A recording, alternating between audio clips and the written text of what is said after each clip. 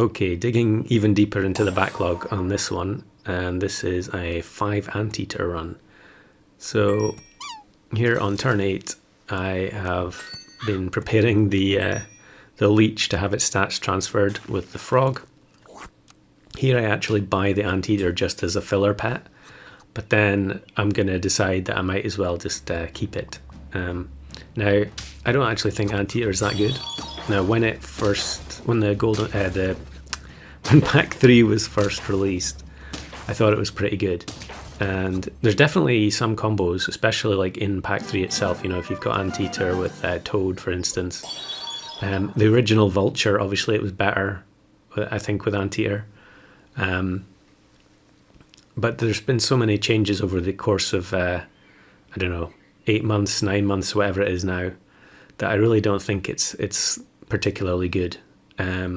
There's so many builds that have hurt pets like Camel, or pets like Elephant at the front, which benefit from, you know, getting multiple triggers off because of weak summons.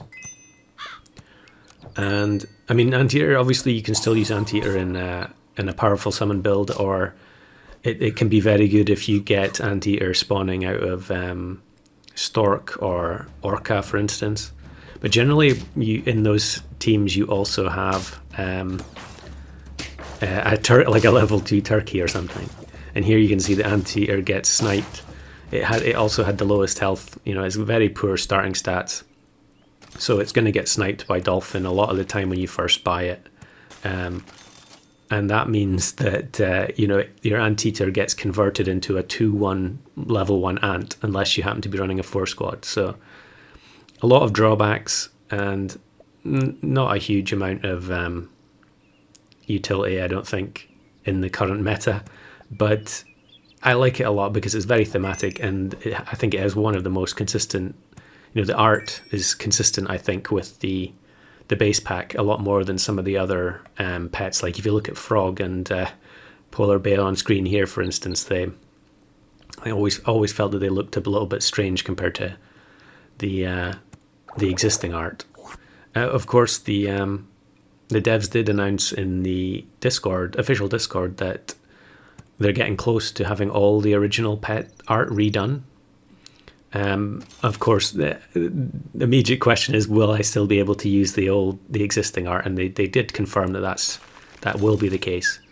So I really like that. I think having the option to choose, it just brings so much more variety. It's the same as having the two different pet stage backgrounds. You can see here I'm playing on the newer stages.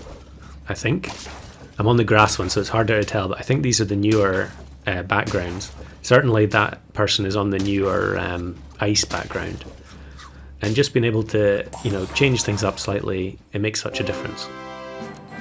So big Anteater is carrying me at the moment, but we're on 8 wins already, so it's we really need to find the others as soon as possible and hope that the one big Anteater is going to be enough to carry me.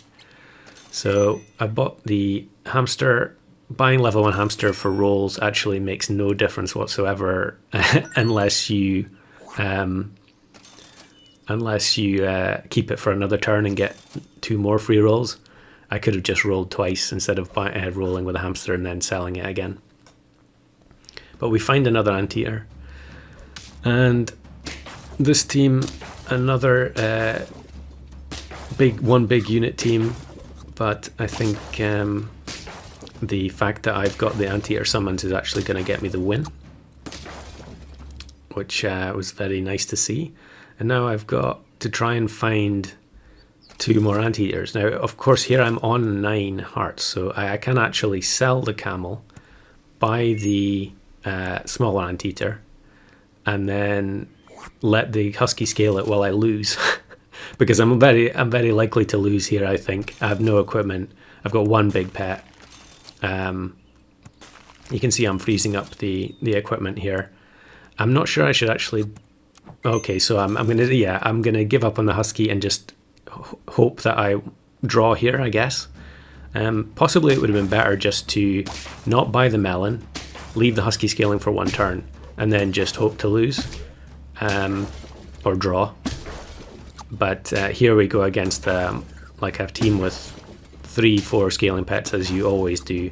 Or it was 3 scaling pets and the turtle, I think, and just get wrecked, which is commonplace to see. And here, I'm not sure why I did that. Maybe but luckily I get lucky, very lucky indeed, and get another Anteater. Now the problem here with my setup is you can see I've got the only level 2 Anteater is the one with the melon. So I don't want to put it first, because if I put it first, then I lose one of the level 2 ants. And I want any level of stats I can get. Unfortunately, I make a huge mistake there, because I think if I put the big Anteater at the front, I have a chance to win this battle. But as it stands, I end up triggering the snake an absurd number of times, and triggering the gorilla, and that opportunity to go against the 4 squad with a crab on turn 13 is squandered. So that was pretty painful to see that.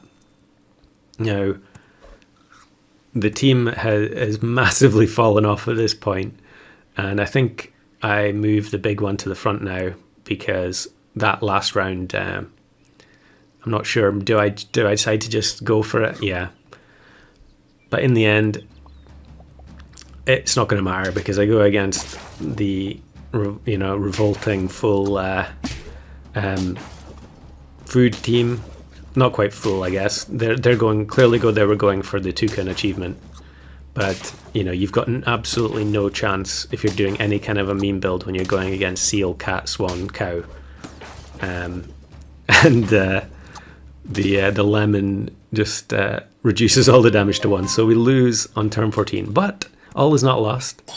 Here is another run, and I actually had this one much more recently, and this time I've got double husky going, but it's much later. So we give cheese to the front husky here.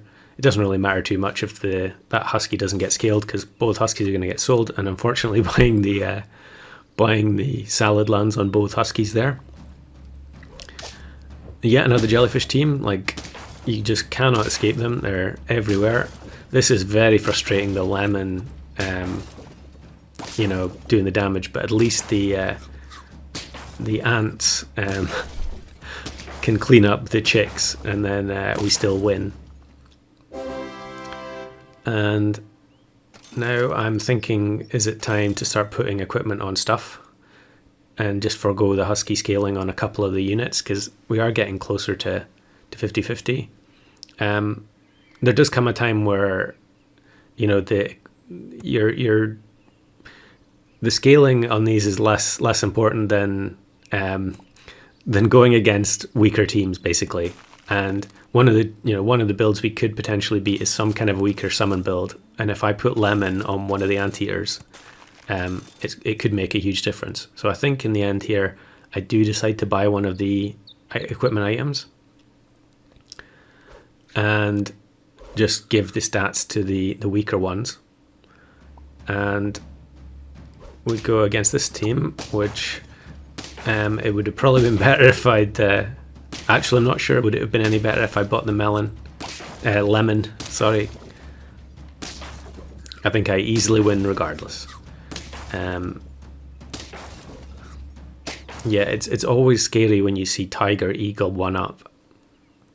So now on 9 wins, I kind of wish I had drawn one of these games.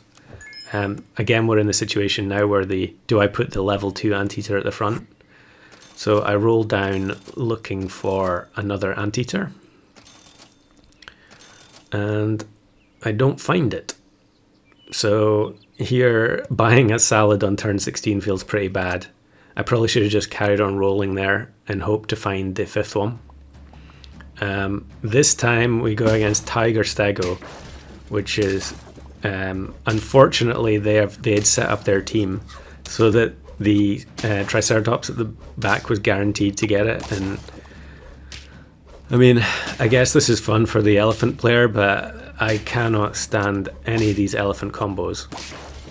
And don't get me wrong, it's good that the game has more combos. Like, elephant used to be utterly useless. But these rounds are just miserable, where you're just sitting waiting for this nonsense to finish. And the elephant has probably gained something like, I don't know, 200 stats or something in that period. It just kept going back up to 50, almost 50-50. So here on turn 17, it's pretty futile at this point. I roll down looking for the Anteater, can't find it. Possibly Pepper would be better there.